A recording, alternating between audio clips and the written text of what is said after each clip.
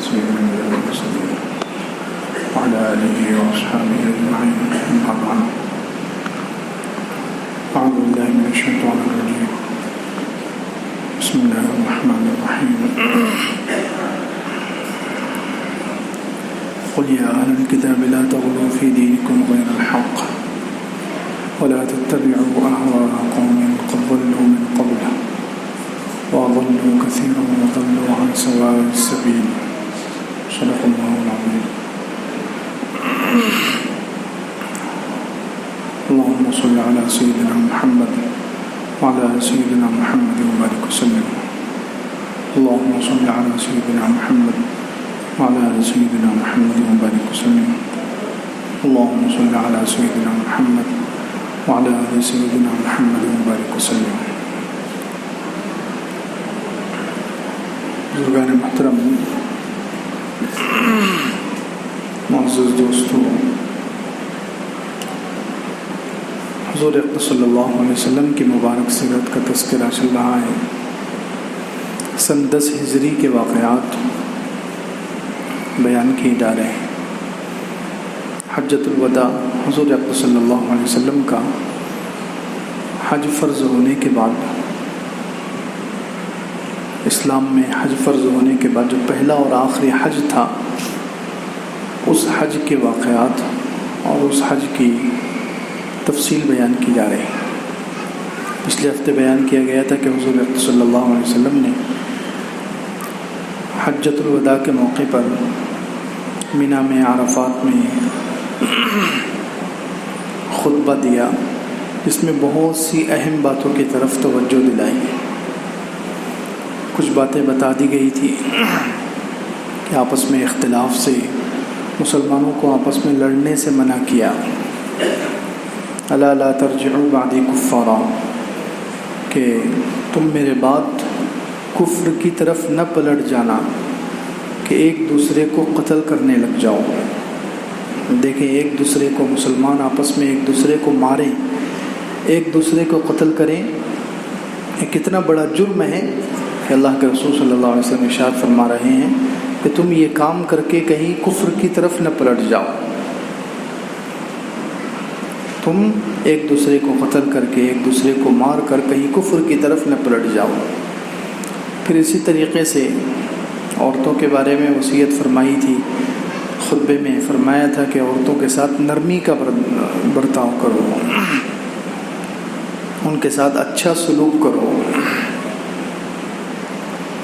ذمہ داری سمجھائی. اس کے بعد حضور اقدس صلی اللہ علیہ وسلم نے اس خطبے میں یہ بھی ارشاد فرمایا، بہت اہم بات، الا وانی فرطکم علی الحوض انظرکم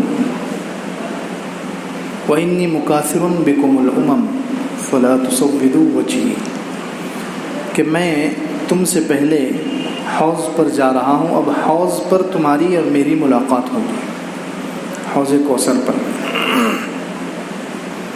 حوض کوثر پر جو قیامت کے دن حوض لگایا جائے گا، اور حضور اقدس صلی اللہ علیہ وسلم اس حوض کا پانی اپنی امت کو پلائیں گے. بعض لوگوں کو خود حضور اقدس صلی اللہ علیہ وسلم اپنے مبارک ہاتھوں سے پلائیں گے، بعضوں کو صحابہ کرام پلائیں گے.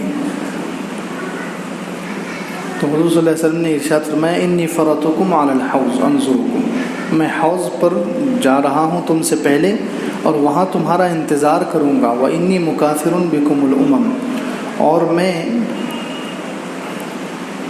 تم پر دوسری امتوں کے سامنے فخر کروں گا. تم پر دوسری امت، تمہاری زیادتی، تمہاری تعداد کو دیکھ کر اور تمہاری اچھائیوں کو دیکھ کر میں دوسری امتوں پر فخر کروں گا. آگے بڑا عجیب جملہ ارشاد فرمایا، فلا تسودوا وجہی، لہذا مجھے وہاں شرمندہ نہ کرنا. اللہ اکبر. لفظ تو جو بیان کیے گئے ہیں حدیث میں وہ یہ ہے کہ میرا چہرہ وہاں کالا نہ کر دینا. حالانکہ حضور اقدس صلی اللہ علیہ وسلم کا مبارک چہرہ تو دنیا میں اتنا روشن، اتنا نورانی ہے کہ اتنا روشن اور اتنا نورانی اور مبارک چہرہ کسی کا بھی نہیں. اور قیامت کے دن تو عام مومنوں کا چہرہ بھی بہت روشن ہوگا. عام سے عام ایمان والے جس کے پاس ایک رائی کے دانے کے برابر بھی ایمان ہوگا اس کا چہرہ ہی کتنا زیادہ روشن ہوگا. تو اب اندازہ لگائیں وہاں حضور اقدس صلی اللہ علیہ وسلم کے مبارک چہرے کا کیا عالم ہوگا، کتنا روشن، کتنا نورانی. لیکن یہ لفظ کیوں فرمایا؟ عام طور پر ہم دیکھتے ہیں کہ ماں باپ اپنے بچوں کو جب کہیں دور بھیجتے ہیں، باہر بھیجتے ہیں، تو انہیں کہتے ہیں کہ ایسے کام مت کرنا کہ ہمارے چہرے پر کالک لگ جائے. کیا مطلب ہوتا ہے کہ ہمیں دوسروں کے سامنے شرمندہ مت کرنا، ایسے اعمال، ایسے کرتوت اور ایسے کام کر کے ہمیں دوسروں کے سامنے رسوا نہ کرنا، شرمندہ نہ کرنا. حضور اقدس صلی اللہ علیہ وسلم نے اپنی امت سے وہی جملہ ارشاد فرمایا کہ میں حوض کوثر پر تمہارا انتظار کروں گا، تمہیں دیکھوں گا، اور لہٰذا تم ایسے اعمال کرو کہ مجھے وہاں شرمندگی نہ ہو.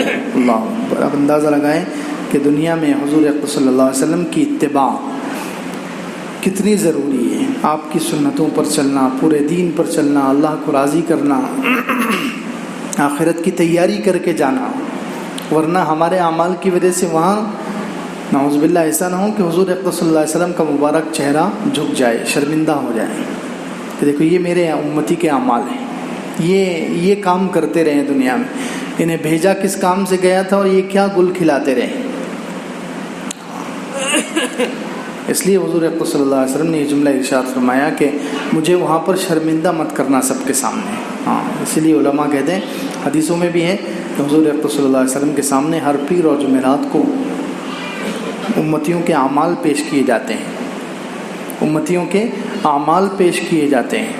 جو جیسے اعمال کرتا ہے وہ اعمال حضور اقدس صلی اللہ علیہ وسلم کے سامنے نام بنام، نام لے کر پیش کیے جاتے ہیں. اب اندازہ لگائیں کہ جن کے برے اعمال جاتے ہوں گے، فرائض کا پتہ نہیں، واجبات کا پتہ نہیں، سنتیں پوری زندگی سے دور ہیں، تو حضور اقدس صلی اللہ علیہ وسلم کو کتنا افسوس ہوتا ہوگا ہمارے اعمال اور ہمارے کرتوت دیکھ کر. اس لیے ہمیں سدھر جانا چاہیے، اپنے اعمال کو سدھار لینا چاہیے، کہیں ہماری وجہ سے حضور اقدس صلی اللہ علیہ وسلم کی مبارک ہستی اور آپ کی مبارک ذات کو شرمندہ نہ ہونا پڑے. اس لیے کہا کہ میں حوض پر تم سے پہلے جا رہا ہوں، تو تم ایسے اعمال کر کے آؤ کہ وہاں مجھے شرمندگی نہ ہو. پھر آگے فرمایا الا وانی مستنقذ رجالا ومستنقذ منی آخرون، کچھ لوگوں کو میں بچاؤں گا، کچھ لوگوں کی وہاں حضور اقدس صلی اللہ علیہ وسلم سفارش کریں گے. آپ کی وجہ سے، آپ کی صفات، آپ کی شفاعت اور آپ کی سفارش کی برکت سے کچھ لوگ جہنم سے بچا لیے جائیں گے. اور فرمایا کہ کچھ لوگوں کو مجھ سے دور کر دیا جائے گا. ومستنقذ منی آخرون، کچھ لوگوں کو مجھ سے دور کر دیا جائے گا. تو اللہ کے رسول صلی اللہ علیہ وسلم کہیں گے کہ اے اللہ، یہ تو میرے صحابہ، یہ تو میرے ساتھی ہیں، میری امتی ہیں. یعنی نشانیاں ان کے ایسی ہوں گی، ان کے ظاہری حلیہ، ظاہری جو جسم ہے وہ ایسا ہوگا جیسے حضور اقدس صلی اللہ علیہ وسلم کے دوسرے امتی نیک لوگ. اس سے حضور صلی اللہ علیہ وسلم کہیں گے فاقول یا ربی اصحابی، میں کہوں گا کہ اے میرے پروردگار، یہ تو میرے امتی ہیں. تو اللہ رب العزت کی طرف سے آواز لگائی جائے گی فیقال انک لا تدری ما احدثوا بعدک، آپ نہیں جانتے کہ انہوں نے آپ کے بعد کیا کیا نئی نئی باتیں دین میں ایجاد کر دی، بدعتیں ہیں. اسی لیے تو منع کیا جاتا ہے کہ دین میں کوئی بات بھی اپنی طرف سے ایکسٹرا مت بڑھاؤ، دین میں اپنی طرف سے کوئی زیادتی مت کرو. اپنی طرف سے کوئی بات بڑھانا اور اس کو سنت سمجھ کر اور ثواب سمجھ کر اپنی طرف سے دین میں شامل کر دینا، یہ سراسر بدعت ہے، یہ گمراہی ہے. اذان کے پہلے کچھ بڑھا دیا، درود شریف پڑھ رہے ہیں زور زور سے چلا کر، یا مرنے والے کے تیسرے دن، 10ویں دن، 40ویں دن کچھ کھانا کھلایا جا رہا ہے اور اس کو ثواب کا کام بتلایا جا رہا ہے، حالانکہ حضور اقدس صلی اللہ علیہ وسلم نے اس کو ثواب کا کام نہیں بتلایا. حضور صلی اللہ علیہ وسلم نے، آپ کے بعد صحابہ کرام نے، کسی نے یہ عمل نہیں کیا. اب اس کو کوئی شخص ثواب کا کام سمجھ کر کرے اور کرائے، یہ بدعت ہے. تو بھائی ایسے لوگ چاہے کتنے بھی بڑے جبے قبے والے ہوں، داڑھی ٹوپی والے ہوں، ایسے بدعتی لوگ جو دین میں نئی نئی باتوں کا ایجاد کرتے ہیں دین میں نئے کام کو شامل کرتے ہیں اور اس کو ثواب اور سنت سمجھ کر کرتے ہیں، تو اللہ کے رسول صلی اللہ علیہ وسلم قیامت کے دن ان کو بلائیں گے اپنی طرف، تو اللہ تعالیٰ کی طرف سے کہا جائے گا کہ یہ وہ لوگ ہیں جنہوں نے آپ کے جانے کے بعد دین میں نئی نئی باتیں ایجاد کر لی تھی۔ نظر تو مسلمان آ رہے ہیں، نظر تو لگ رہا ہے کہ یہ آپ کے امتی ہیں، آپ سے محبت کرنے والے ہیں، لیکن انہوں نے دین میں نئے نئے کام، نئی نئی چیزیں ایجاد کی تھی، لہٰذا ان کو دور کر دو۔ تو حضور صلی اللہ علیہ وسلم بھی کہیں گے سحقاً سحقاً، ٹھیک ہے ان لوگوں کو مجھ سے ہٹا دو۔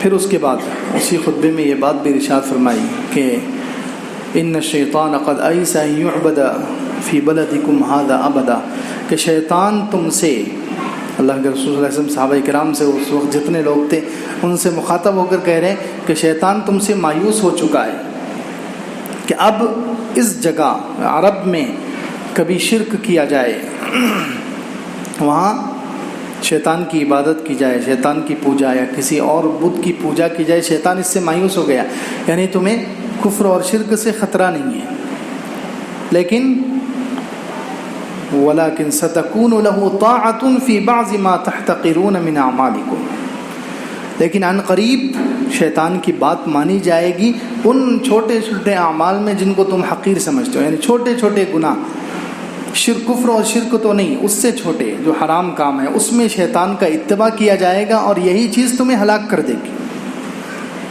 کیونکہ شیطان صرف کفر اور شرک سے ہی ہلاک نہیں کرتا، صرف کفر اور شرک سے ہی انسان جہنم میں پہنچ جائے ایسا نہیں ہوتا، دوسرے بھی بہت سارے اعمال ہیں، دوسرے بھی بہت سارے گناہ ہیں، دوسرے بھی بہت سارے حرام کام ہیں جن کو انسان معمولی سمجھ کر کرتا رہتا ہے، اور یہ چیزیں بھی انسان کے ہلاک ہونے کے لیے کافی ہو جاتی ہیں، یہ چیزیں بھی وَلَكِنْ سَتَكُونُ لَهُ طَاعَةٌ فِي بَعْضِ مَا تَحْتَقِرُونَ مِنْ أَعْمَالِكُمْ، بعض ان اعمال میں جن کو تم معمولی سمجھتے ہو تم شیطان کی اطاعت کرو گے۔ عرب لوگ جیسے آج کے زمانے میں وہاں کفر اور شرک تو نہیں ہے، کفر اور شرک کو وہ لوگ سختی سے رد کر دیتے ہیں، لیکن وہاں سنیما اور دوسری چیزیں، یہودیوں سے دوستی جو نہیں ہونی چاہیے، جو چیزیں نہیں ہونی چاہیے اس کو حقیر سمجھ کر وہ لوگ کر رہے ہیں، جس کا انجام ہم سب دیکھ رہے ہیں کہ پوری امت کو اس کا خسارہ اور نقصان ہو رہا ہے، اور اس میں پوری امت کو یہ بھی پیغام دیا جا رہا ہے کہ چھوٹے چھوٹے جو گناہ ہیں، صغائر ہیں، ان کو بھی ہلکا نہ سمجھے، یہ بھی اگر بہت زیادہ تعداد میں ہو جائیں تو یہ بھی انسان کی ہلاکت کے لیے کافی ہو جاتے ہیں۔ ہم لوگ بعض مرتبہ بڑے بڑے حرام کاموں سے تو بچ جاتے ہیں، لیکن چھوٹے چھوٹے گناہ پر اصرار کرتے رہتے ہیں، بار بار ان کو کرتے رہتے ہیں اور سمجھتے ہیں کہ یہ تو چھوٹا گناہ ہے، نہیں، یہ چھوٹے گناہ بھی جب ہزاروں اور لاکھوں میں پہنچ جائیں گے تو یہ بھی انسان کی بربادی کے لیے کافی ہو جائیں گے۔ یہ حضور اقدس صلی اللہ علیہ وسلم نے اہم باتیں اس خطبے میں ارشاد فرمائی۔ خیر، حضور صلی اللہ علیہ وسلم نے اسی حجۃ الوداع میں جب شیطان کو کنکریاں مارنے کا ارادہ کیا، شیطان کو کنکریاں مارنا ایک حج کا ایک عمل ہے، تو حضور صلی اللہ علیہ وسلم نے حضرت عبداللہ ابن عباس رضی اللہ عنہ جو آپ کے چچا زاد بھائی تھے ان سے کہا کہ کنکریاں لے کر آؤ، تو حضرت عبداللہ ابن عباس رضی اللہ عنہ کنکریاں، چھوٹی چھوٹی کنکریاں جو انگوٹے پر رکھی جائے تو جس سے اچھالا جاتا ہے، خزف جس کو کہتے ہیں، ایسی کنکریاں لے کر آئے، تو حضور اقدس صلی اللہ علیہ وسلم خوش ہو گئے۔ حضور صلی اللہ علیہ وسلم انہوں جب کنکریاں لے کر آئے تو حضور صلی اللہ علیہ وسلم دیکھ کر خوش ہو گئے اور فرمایا نعم بامثال ہؤلاء، ہاں مجھے اسی طریقے کی کنکریاں چاہیے تھی، یعنی شیطان کو کنکریاں مارنی ہے تو مجھے اسی طریقے کی کنکریاں چاہیے تھی، چھوٹی چھوٹی۔ اور آگے کیا فرمایا؟ ایاکم الغلو فی الدین، تم لوگ دین میں غلو سے بچتے رہنا، کسی بھی دین کے کام کو، دینی عمل کو حد سے آگے بڑھ، شریعت نے جہاں تک کہا ہے اس کی حد سے آگے بڑھائیں گے تو پھر یہ غلو ہے، اور یہ غلو فَإِنَّمَا أَهْلَكَ مَنْ كَانَ قَبْلَكُمْ الْغُلُوُّ فِي الدِّينِ أو كما قال علیہ الصلوۃ والسلام، تم سے پہلی امتوں کو اس غلو نے ہلاک کر دیا ہے۔ ہاں، یہ کتنی اہم بات ارشاد فرمایا، حالانکہ کنکریاں مارنے کا ایک عمل تھا، آج کل لوگ وہاں پر جاتے ہیں، کوئی جوتا مار رہا ہے، کوئی چپل مار رہا ہے، ویڈیو بھی وائرل ہوتی ہے بلا وجہ کے۔ جتنا شریعت نے کہا ہے، جیسے کہا ہے حضور اقدس صلی اللہ علیہ وسلم سے جو بات جیسے ثابت ہے اتنا کر دینا کافی ہے، اپنی طرف سے کسی چیز کو بڑھا دینا یہ غلو ہے اور یہ خطرناک چیز ہے۔ اس لیے اللہ کے رسول صلی اللہ علیہ وسلم نے اس موقع پر تنبیہ فرمائی کہ تم ہمیشہ غلو سے بچتے رہنا. جو اعمال شریعت نے بتائے ہیں، جن اعمال کو جیسے بتایا ہے ان اعمال کو ویسے ہی کرتے رہو. قرآن نے بھی متوجہ کیا اہل الکتاب لا تغلوا فی دینکم غیر الحق، اے اہل کتاب اپنے دین میں حق کے علاوہ کسی چیز کو شامل مت کرو، غلو مت کرو. ولا تتبعوا اهواء قوم، اور ایسے قوم کی خواہشات کے پیچھے مت چلو جو خود بھی گمراہ ہو گئے، جنہوں نے دوسروں کو بھی گمراہ کر دیا. تو یہ غلو اتنی خطرناک چیز ہے. اس لیے آج بھی جو ہے امت میں جتنی لڑائیاں ہیں، شدت پسندی، فرقہ واریت، آپس میں مسلکی اختلافات، جھگڑے، یہ سب غلو کی وجہ سے کہ جو ہر ایک جو ہے اپنے اپنے اعمال میں، اپنے اپنے دین کے کام میں، اپنی اپنی مصروفیت میں لگا ہوا ہے، اور وہ دوسروں کو حقیر سمجھ رہا ہے، اپنے ہی کام کو سب کچھ سمجھ رہا ہے. یہ غلو ہے. دین کے جتنے بھی شعبے ہیں سب اپنی اپنی جگہ پر ضروری ہیں، دین کے جتنے بھی کام ہیں سب اپنی اپنی جگہ پر ضروری ہیں. قرآن کی خدمت ہو رہی ہے، قرآن کی تلاوت ہو رہی ہے، قرآن کو صحیح پڑھا جا رہا ہے، مدرسوں میں کام ہو رہا ہے، خانقاہوں میں دلوں کی صفائی کا کام ہو رہا ہے، تبلیغ میں مسلمانوں کو دین کی دعوت دی جا رہی ہے، دین کی طرف بلایا جا رہا ہے، کافروں میں لوگوں کو اللہ کی طرف بلایا جا رہا ہے، کافروں کو دعوت دی جا رہی ہے. اسی طریقے سے علماء مصنفین تصنیف کر رہے ہیں، دین کی کتابیں لکھ رہے ہیں، مجاہدین کافروں سے جہاد کر رہے ہیں، لڑائی کر رہے ہیں. یہ سب دین کے شعبے اپنی اپنی جگہ پر ہیں، سب ضروری ہیں اور سب ایک دوسرے کے معاون اور مددگار ہیں. لیکن اگر کوئی شخص جو ہے ایک دین کا کام کرتے ہوئے اسی کو سب کچھ سمجھے اور سب کو اپنی طرف لانے کی کوشش کرے تو یہ غلو ہے. ہر ایک اپنے اپنے کام کو خوب محنت سے کرے، خوب مجاہدے سے کرے، خوب مشقت سے کرے، دوسروں کو حقیر نہ سمجھے، سب کو اپنے کام میں لانے کی کوشش نہ کرے. اگر ایک کام کو سب کے لیے ضروری قرار دیا جائے گا تو پھر یہ غلو ہو جائے گا، اس کام کو حد سے آگے بڑھا دینا، اور یہ چیز ہلاکت تک پہنچانے والی ہے. اس لیے حضور اکرم صلی اللہ علیہ وسلم نے اس موقع پر تنبیہ فرمائی اور ارشاد فرمایا کہ تم ہمیشہ دین میں غلو سے بچتے رہنا. تم سے پہلی امتوں کو یہ چیز ہلاک کر چکی. یہود و نصارہ کی مثال ہمارے سامنے، یہودی اور عیسائی جن سے ہم ہر نماز میں پناہ مانگتے ہیں. سورہ فاتحہ پڑھ کر غیر المغضوب علیہم ولا الضالین، اللہ تعالیٰ نے مستقل ہمیں دعا سکھا دی ہے کہ نہ ہم یہودیوں کے طرز پر چلنا چاہتے ہیں، نہ ہم عیسائیوں کے طریقے پر چلنا چاہتے ہیں. دونوں کے اندر یہ چیز ہے. عیسائیوں نے غلو کیا، اپنے نبیوں کو جو ہے خدا کے درجے پر پہنچا دیا. نعوذ باللہ. حضرت عیسیٰ علیہ السلام کو انہوں نے ڈائریکٹ خدا، حضرت مریم کو مانتے ہیں، حضرت مریم کو اور حضرت عیسیٰ علیہ السلام کو ڈائریکٹ انہوں نے اللہ کے ساتھ خدائی میں شریک کر دیا. اتنا شخصیات کو آگے بڑھایا، انبیاء کو آگے بڑھایا. اور یہودیوں نے کیا کیا؟ انبیاء کی اور نیک لوگوں کی اتنی تحقیر کی، اتنا ان کو ذلیل کیا کہ قتل کرنے لگے. تو اللہ تعالیٰ نے مسلمانوں کو سکھایا کہ تم ان دونوں کے طرز عمل سے بچتے رہو، درمیان میں چلتے رہو. تو خیر حضور اکرم صلی اللہ علیہ وسلم نے یہاں پر اس عمل کے ذریعے سے ایک بہترین پیغام امت کو دیا ہے. پھر جب حضور اکرم صلی اللہ علیہ وسلم قربانی سے فارغ ہوئے تو ایک عورت حضور صلی اللہ علیہ وسلم سے ایک مسئلہ پوچھنے کے لیے آئی. اس وقت حضور صلی اللہ علیہ وسلم کے پیچھے، یعنی حضور صلی اللہ علیہ وسلم جس اونٹنی پر سوار تھے قصوہ، تو اس اونٹنی پر حضور صلی اللہ علیہ وسلم کے پیچھے حضرت فضل ابن عباس، حضرت عباس کے بیٹے، یعنی حضور صلی اللہ علیہ وسلم کے دوسرے چچا زاد بھائی، یہ پیچھے تشریف فرمائیں. تو ایک خثعم ایک قبیلہ ہے، تو قبیلہ خثعم کی ایک عورت آئی، وہ نوجوان تھی، وہ خوبصورت تھی. تو وہ حضرت حضرت فضل ابن عباس کو گھور کر دیکھنے لگی، اور حضرت فضل ابن عباس رضی اللہ عنہ کی بھی نظر اس کی طرف چلی گئی. تو حضور صلی اللہ علیہ وسلم نے حضرت فضل ابن عباس رضی اللہ عنہ کے چہرے کو دوسری طرف پھیر دیا، اور اس عورت نے مسئلہ پوچھا پھر کہ اللہ کے رسول صلی اللہ علیہ وسلم، میرے والد پر حج فرض ہوا ہے اس وقت میں جب کہ وہ بوڑھے ہو چکے ہیں، وہ حج کر نہیں سکتے، حج کی ان کے اندر طاقت نہیں ہے، سواری پر سوار ہونا بھی ان کو نہیں آتا، اتنی کمزوری ہے. تو کیا میں اپنے والد کی طرف سے حج کر سکتی ہوں؟ حضور صلی اللہ علیہ وسلم نے ارشاد فرمایا تم کر سکتی ہو. بعد میں حضرت عباس جو حضور صلی اللہ علیہ وسلم کے چچا تھے، انہوں نے حضور صلی اللہ علیہ وسلم سے پوچھا کہ آپ نے اپنے چچا زاد بھائی کا چہرہ دوسری طرف کیوں پھیر دیا؟ تو حضور صلی اللہ علیہ وسلم نے کیا ارشاد فرمایا، دیکھیں عورتوں کی طرف دیکھنا، نامحرم کو دیکھنا کتنا خطرناک ہے. یہ کتنی خطرناک بیماری ہے اور کیسا خطرناک عمل ہے یہ کہ حضور صلی اللہ علیہ وسلم نے کیا ارشاد فرمایا، رأیت شابا و شابۃ فلم آمن علیہم الشیطان، او کما قال علیہ الصلوۃ، میں نے دیکھا کہ دونوں نوجوان ایک دوسرے کو دیکھ رہے ہیں تو مجھے خطرہ محسوس ہوا شیطان سے، کہ شیطان سے یہ بچ نہیں پائیں گے۔ اللہ اکبر۔